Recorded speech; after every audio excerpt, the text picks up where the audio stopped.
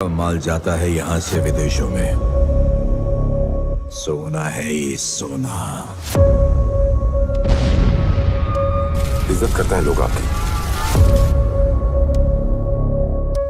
इज्जत नहीं करते हैं, डरते हैं सब।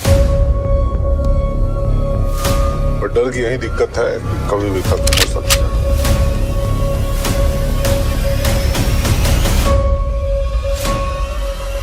हम सब अपनी लड़ाई लड़ रहे हैं। दोस्तों, तमिलनाडु के एक छोटे से गांव में 1926 में हाजी मस्तान का जन्म हुआ था। 1926 वही समय है जब मुंबई में मोटर बस की शुरुआत हुई थी और हाजी 8 साल की उम्र में 1934 में समुद्री रास्ते से मुंबई पहुंचा था, जब भारत में महात्मा गांधी ने कांग्रेस से इस्तीफा दे दिया था। मुंबई में हज पर जाने वाले यात्रियों के लिए बने मुसाफिर घर के ठीक बगल में हाजी मस्तान के पिताजी ने साइकिल का पंचर लगाने की दुकान खोली थी।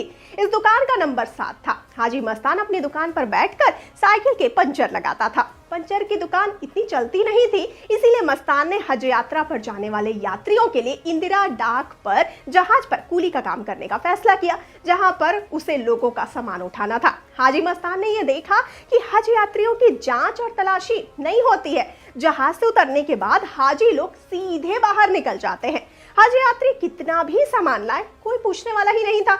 हाजियों के साथ हज से वापसी में हाजी मस्तान उनके खजूर के डिब्बे में डालकर सोना चांदी भरकर मुंबई लाने लगा।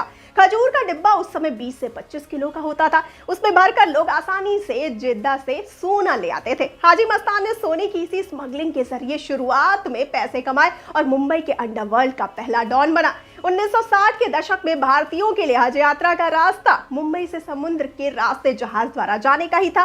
मुंबई से ही हज यात्रा संभव होने के कारण देश भर के हाजी मुंबई आते थे। यही सरकार उन्हें वीजा देती थी और यहाँ से 90 दिन के सफर पर हज यात्री निकल जाते थे। हाजी मस्तान के साथ कई और कूली भी सोना चांदी की तस्करी में जुट गए।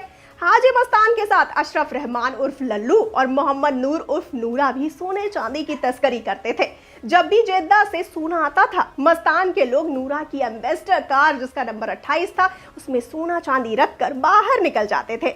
करीब 10 साल तक सोने चांदी की स्मगलिंग करने के बाद साल 1970 में हाजी मस्तान ने बहुत पैसा कमा लिया। हाजी मस्तान ने हज यात्रियों के लिए बने मुसाफिर घरों के ठीक सामने 8 और 9 नंबर की 2 दुकानें खरीद ली। दुकानों में हाजी मस्तान ने एक क्लब बनाया जिसका नाम डायमंड क्लब रखा। कुछ समय बाद हाजी मस्तान डायमंड क्लब से ही अपना साम्राज्य चलाने लगा। डायमंड क्लब में मुंबई के सारे बदमाश जुआ खेलने आते थे।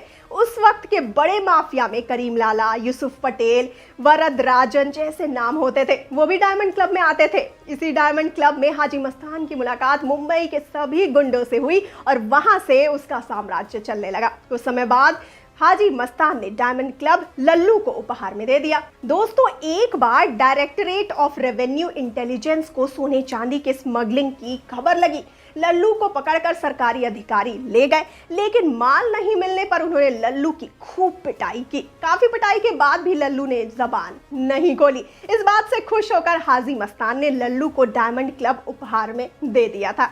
मस्तान ने अपनी साइकिल की पंचर लगाने वाली दुकान नंबर 7 को नूरा 28 को गिफ्ट दे दिया था। दोस्तों, ऐसे ही एक गैंगस्टर की कहानी प्रशांत नील अपनी फिल्म KGF 3 में लेकर आ रहे हैं। तो आप बताइए कि आपको ये कहानी कैसी लगी। हमें कमेंट सेक्शन में अपनी राय जरूर साझा करिए और जाते जाते इस वाले वीडियो को कर दीजिए लाइक और शेयर और चैनल को सब्सक्राइब करना बिल्कुल ना भूलिए। और मुझे यानी श्रुति को दीजिए इजाजत। नमस्कार।